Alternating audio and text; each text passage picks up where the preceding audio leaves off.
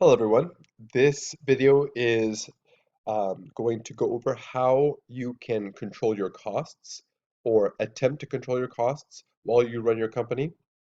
And what we're going to be doing is talking about how any strategy that you choose for this game in terms of selling your shoes is got to include a component that tries to control your costs. In other words, it doesn't matter if you're Gucci, it doesn't matter if you're Walmart.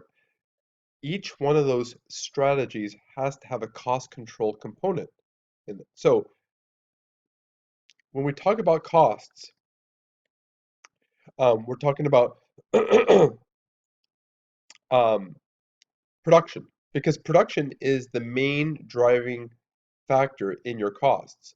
So if you don't produce, yeah, you still have some costs, some fixed costs, and there's marketing costs and there's advertising costs, but the bulk of your costs are going to have to do with production. So you're going to have to decide where you're going to produce, how big your factories are going to be, and what sort of upgrades you're going to have to use in order to control your costs. But what I'm going to do is I'm going to talk about controlling your costs in regardless of your strategy, regardless of where you have your factory. And mainly our talk is going to be dealing with the plant capacity screen and the branded production screen. So those are the two screens that are going to deal mostly with controlling costs. And so we're going to focus on five things. One is going to be material costs. Um, two, best practices training. Three, how many models will you be producing in any particular factory? And four, worker productivity. I think I said five things. I meant four things. So let's take material costs first. Um, as you know by now, your shoe is going to be comprised of two materials. One is called standard materials, and the other one is called superior materials. The more superior materials you have in your shoe, the higher SQ rating you have, so or the higher the quality rating. And if you go to your production screen, you could see where you determine how much standard and superior materials you use right here. That's near the top of your production screen. Now, when you start the game and you're 10, superior materials are more expensive than standard materials, and they are roughly 100% more expensive, so double the price. And these costs will change during the game. In other words, material prices will fluctuate, and they're going to fluctuate because of two factors. One is in industry capacity. I'm talking about the entire industry, not for just one particular company. And how much is the entire industry, global industry, using in terms of superior materials? I'm talking about the percentage. For example, over here, you could see this company is using 54% in each factory. Now, if every company was like that, the overall material usage would be 54%. That's what this point is talking about right here. Now, some of you are going to have relatively low uh, quality goals, and some of you are going to be having high quality goals. But it doesn't matter which one you are, you should still pay attention to material costs. So here's an equation you have to monitor if you want to see how material prices are changing from a year to year. You look at how many pairs are being produced industry-wide and divide that by your plant capacity, everybody's plant capacity, and you get capacity utilization. And whenever company industry capacity utilization exceeds 110%, material prices will rise. How much? Well, they're going to rise 1% for every percentage above 110. So for example, let's say global industrial uh, cap, capacity utilization is 115%. Well, that's 5% above 110. That means material prices will increase 5% that year. And again, let's say global production is 41.4 million shoes and global capacity is 44.5. Well, if you take one divided by the other, that gives you a capacity utilization of 93%. Now notice how this is below 110, so this is going to have no upward pressure on prices. Also, if this number falls below 90, material prices will fall. So for every 1% below 90, material prices will fall 1%. So in this particular case, there will be no impact on material prices, at least when it comes to capacity utilization. Now, what about how much superior materials each company is using in the entire industry? Well, um, the going market for superior materials will rise 2% above base for each 1% worldwide superior materials exceeds 50%. So, for example, if every single company is using 60% superior materials, that's going to boost uh, prices by 20% because 60% is 10% above 50, and for every 1% above 50, prices go up 2%. So if you have a 60% material usage overall, material prices will rise 20%.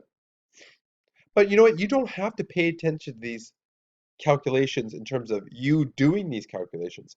There is a uh, page in your FIR, Footwear Industry Report, that covers this. If you go to page 4 of the FIR, you can see near the top of the page, you see right here, capacity utilization. Do you see how industry-wide is 120%? So this means material prices are going to increase 10%. And do you see over here, superior materials, where's utilization? I'm sorry, right here. That is right here, superior materials usage.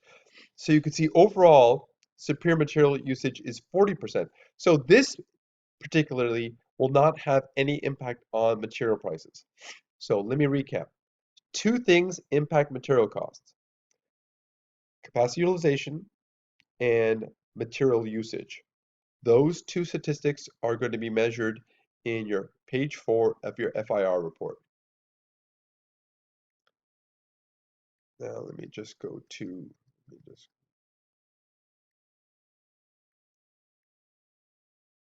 let's go to best practices training. Now, best practices training is an option that you have in your production facilities. And let me ask you a question. What one thing can your team do to reduce material costs, rejection rates, increase worker productivity, and increase SQ? Well, the answer is best practices training. This one thing will impact 4 different things positively for your team.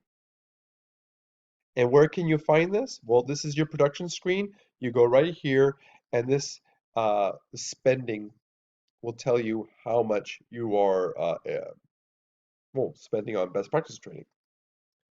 So, money spent on best practice training is based upon 2 factors.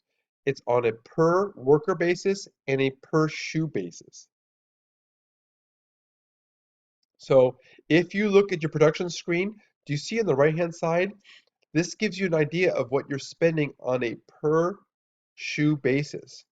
Now, this is important because if you expand your factory, your spending on best practices training will drop on a per shoe basis.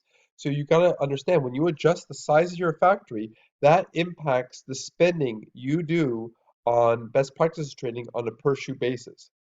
Now, also keep in mind that spending on this is um, on a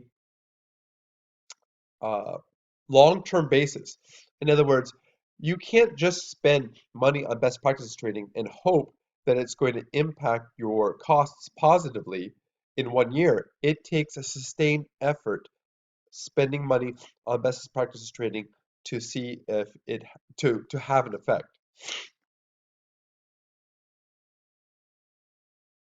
Now, what about models? Oh, models have a big impact on your costs. Um, the more models you produce, the greater the demand because customers like variety. But the more models you produce, that creates a very complicated production process, and it leads to uh, higher rejection rates and decreased in SQ rating. So, um, how does increasing your models lead to higher costs? Well, there's something called production run setup costs. And that's what this is. These are fixed costs. So if you produce only 50 models, you have $1 million in production run setup costs. Now look what happens when you get up to 500 models. It increases by a factor of 14 to 14 million. Now remember, these are fixed costs. And the key to lowering your average fixed costs is to produce more shoes. So here's an important tip. Plant capacity is important when deciding which factory should have more models. Let me give you an example. What if you have 50 models in your North American factory and your North American factory is a million shoe capacity? Well, 50 models has $1 million in setup costs. So if you take $1 million divided by a million shoe capacity, that leads that leads to $1 per shoe average fixed costs. Well, what if you produce the same 50 models in a larger factory? Let's say your Asian factory is 3 million capacity. Well, the fixed cost is still $1 million, but you're spreading that over more shoes. And so your per shoe spending is only 33 cents per shoe rather than a dollar per shoe. So if you're going to make a decision to produce more models, it makes sense to produce more models in the larger factory. Also keep in mind that you could upgrade your factory to help offset your production run setup costs. I believe upgrade B helps reduce the negative effects of increasing your models.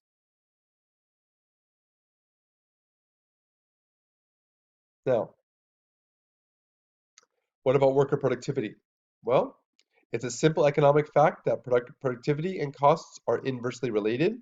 When worker productivity goes up, marginal costs must be falling. So how do you positively impact your worker productivity? One is to pay your workers a competitive wage. As we've seen in the news lately, Walmart has discovered that if they're paying their workers a slightly higher wage, you have happier workers. Happier workers means more productive workers. Now, keep in mind, you could take this too far. You could pay your workers too much, but you definitely want to pay your workers a competitive wage. Also, if you cut your workers' wages, uh, this causes a drop in worker productivity. Also, incentive pay. You pay your workers a bonus if they produce shoes that pass quality inspection. This is something that you have to be competitive in also, and this reduces your rejection rate and also raises your productivity. Also, when you combine your wages and your incentive pay, that gives you your total compensation package. That also has to be competitive. So, for example, what if you pay your workers generously in wages, but you pay them very, very uh, uh, low amounts in incentive pay? That could mean your total compensation, incentive pay plus wages, is not very competitive and your worker productivity could suffer as a result. So you have to be competitive in an overall compensation package point of view. Okay, so that gives you kind of an overview how you can kind of affect your costs when producing your shoe. There are more to costs than production, but this does make up a large, significant portion of your overall costs.